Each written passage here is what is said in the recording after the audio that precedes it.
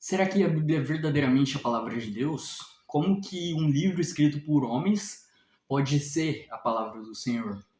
E nesse vídeo eu quero mostrar 4 evidências lógicas do porquê eu acredito que a Bíblia é inspirada por Deus. E eu peço que você deixe o seu like, que você se inscreva no canal, porque eu tenho certeza que vai ser uma reflexão muito importante, tanto para quem acredita na Bíblia e deseja crescer no conhecimento do Senhor e fortalecer a sua fé, quanto também daqueles que não acreditam, para fazer algumas reflexões e ter algumas coisas para ponderar. E a primeira coisa que a gente precisa ter em mente, antes de falar de qualquer argumento, antes de qualquer raciocínio lógico, a gente precisa ter em mente que existem duas coisas que precisam ser consideradas. O lado espiritual, então eu acredito que a Bíblia é a palavra de Deus porque o Espírito Santo me convenceu. Eu creio que a Bíblia é a palavra de Deus pela fé, e isso não é uma coisa que vem meramente por meio de raciocínio, por meio de argumentos lógicos. É uma coisa espiritual, é porque Deus quis que eu cresça. Mas, por outro lado, tem também o lado racional, o lado dos argumentos, o lado da razão. Existe um porquê. E a fé não é uma coisa absurda, não é uma coisa irracional, mas existem argumentos lógicos que provam que a Bíblia é a palavra de Deus. E a primeira evidência que a Bíblia é inspirada pelo Senhor é as palavras da própria Bíblia. As escrituras vão dizer que elas são inspiradas por Deus. Como, por exemplo, nós lemos em 2 Timóteo 3,16. O apóstolo Paulo escreve o seguinte: toda escritura é divinamente inspirada e proveitosa para ensinar, para repreender, para corrigir, para instruir na justiça, a fim de que o homem de Deus tenha capacidade e pleno preparo para toda boa obra. E não apenas nesse texto que Paulo vai escrever para Timóteo, como também na carta aos Coríntios e nas cartas aos Tessalonicenses, Paulo vai dizer que a palavra que eles aceitaram não era palavras de homens, mas palavras do próprio Deus. Paulo vai dizer em Gálatas que o ministério que ele recebeu não foi revelado por algum homem ou que ele recebeu o ensinamento de alguém, mas foi o próprio Jesus Cristo que passou essa mensagem para ele. Paulo vai dizer na carta aos Coríntios, por exemplo, que aquilo que ele escreve é mandamento do Senhor. E no Antigo Testamento nós vemos várias e várias vezes a expressão assim diz o Senhor, veio a mim a palavra do Senhor, são essas as palavras do Senhor ao profeta Ciclano, Beltrano. E é uma ocorrência que aparece milhares de vezes no Antigo Testamento, provando que a própria Bíblia ela toma para si essa autoridade, que a própria Bíblia ela afirma que ela é divinamente inspirada por Deus. E essa é a primeira evidência, a evidência interna, as afirmações da própria Bíblia. E a segunda razão do porquê eu creio que a Bíblia é inspirada por Deus é a sua unidade perfeita.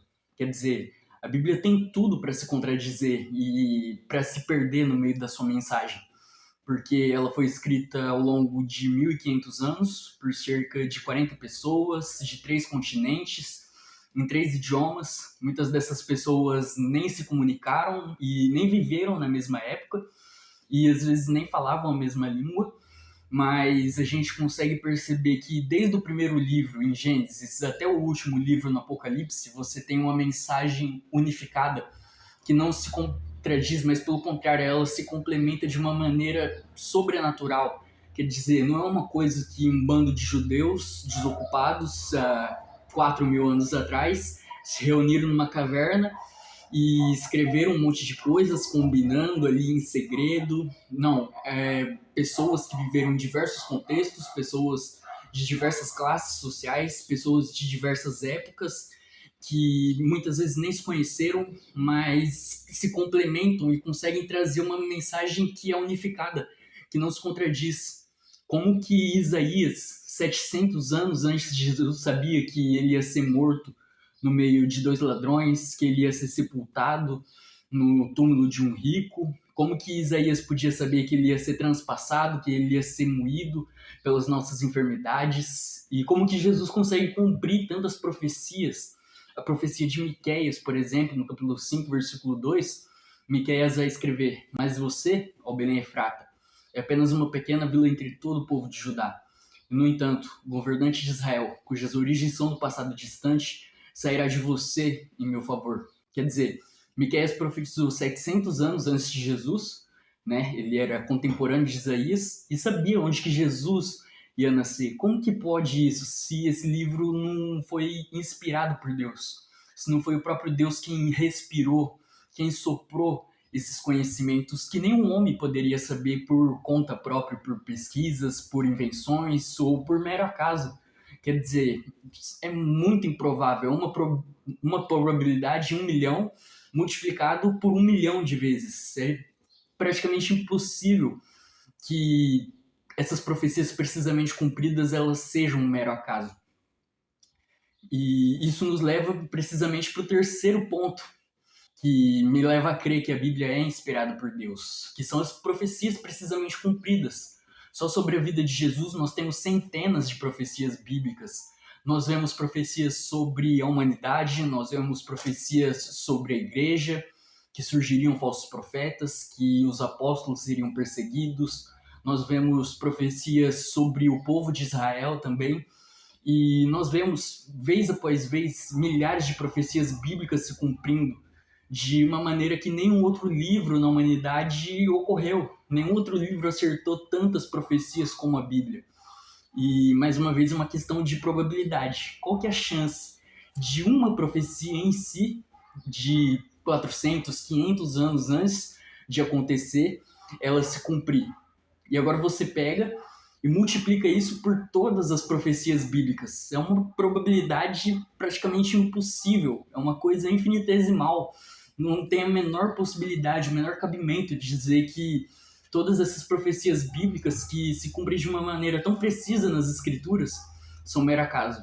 Como que Isaías, por exemplo, 140 anos antes de Ciro, poderia profetizar que Ciro ia reconstruir o templo de Jerusalém? Olha só que loucura isso, que está lá em Isaías 43, você pode ler esse texto na sua casa.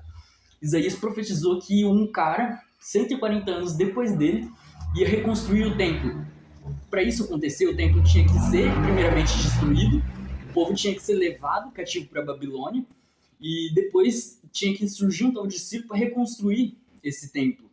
Como que ele poderia saber de coisas que não tinha a menor possibilidade, o menor cabimento dele saber por uma fonte natural, por algum combinado, algum tratado que ele fez com algum rei?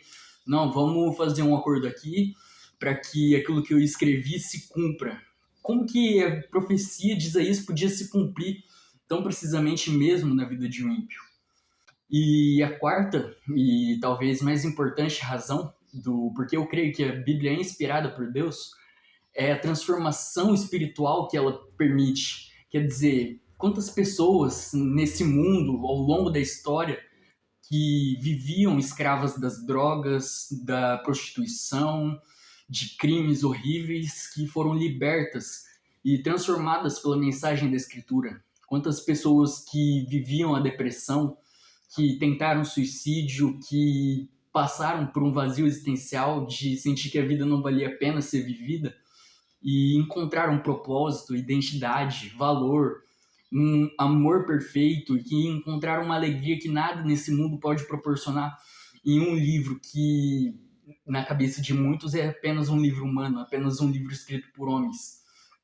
Eu creio que a Bíblia é inspirada por Deus porque ela mudou a minha vida. E o maior milagre que eu vejo na minha caminhada como cristão não é multiplicação de pães e peixes, não é Deus mandando fogo do céu, fazendo eu andar sobre as águas, mas o maior milagre que eu e você podemos testemunhar na nossa vida, na nossa caminhada com o Senhor, é a transformação que essa palavra tem nos nossos corações, a maneira que o Senhor opera, transformando mentes, curando pessoas depressivas, curando pessoas de seus vícios, de doenças e de problemas por meio da sua palavra.